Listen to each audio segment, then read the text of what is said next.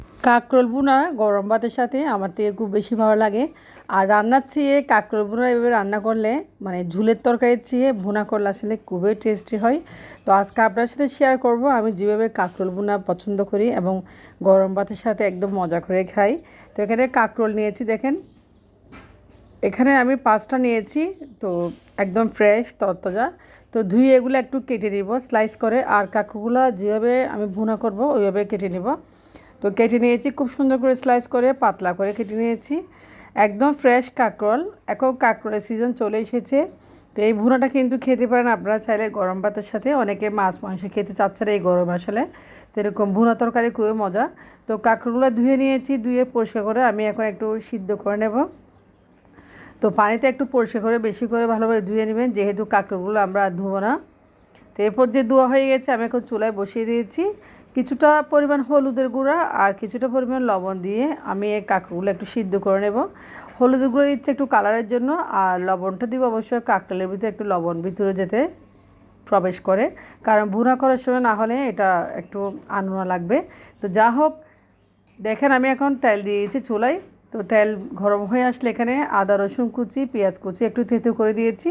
আমি আজকে ব্লেন্ড করে নিয়ে একটু সামান্য পাটাতে থেতো করে এটা তেলের সাথে ভালোভাবে ভেজে নেব। তো এরপর যে কয়েকটা এখানে গরম মশলা ব্যবহার করব, গরম মশলা অবশ্যই ব্যবহার করবেন, তাহলে এই কাঁকরোল ভুনাটা অনেক মজা লাগে। অনেকে চিংড়ি দিয়ে করতে পারেন, তবে আমি এভাবে গরম মশলা দিয়ে কয়েকটা এভাবে ভালোভাবে হলুদের গুঁড়া, সামান্য পরিমাণ মরিচের গুঁড়া আর লবণ আবার একটু দিয়েছি, আর দিয়ে এখানে গরম মশলার গুঁড়া সব কিছু দিয়ে একটু পানি দিয়ে মশলা আমি কষিয়ে নেব।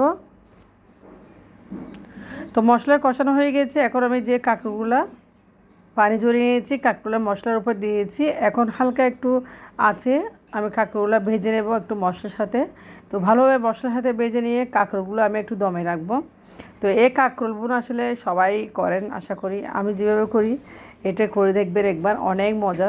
সবজি তরকারিকে আসলে একটু ভালোভাবে রান্না করলে আসলে খেতে খুব পছন্দ করে বাচ্চারা। আমার বাসায় আমার ছেলে মেয়ে এই কাঁকরোল ভুনা খুব বেশি পছন্দ করে। এই কাঁকরোল ভুনা দিলে আসলে কিছুই আর ওরা খেতে চায় না, শুধু জাস্ট এই ভুনা তরকারি দিয়ে ভাত খেয়ে ফেলে। এখন দমে রাখবো আমি 10 মিনিটের জন্য। 10 মিনিট পরে চলে আসলাম, দেখেন কাঁকরোলটা একদম ভুনা হয়ে গেছে আর মশলা হাতে মাখা মাখা হয়ে গেছে।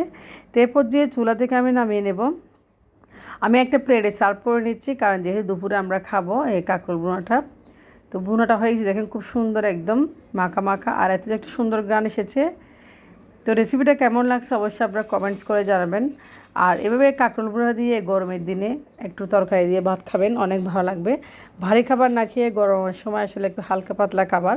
এই কাঁকরোল ভুনার সাথে কিন্তু ডালটা খুবই চমৎকার, ডাল রান্না করলে অনেক ভালো লাগে। তো দেখেন কাঁকরোল ভুনাটা দেখতে কত সুন্দর লাগতেছে।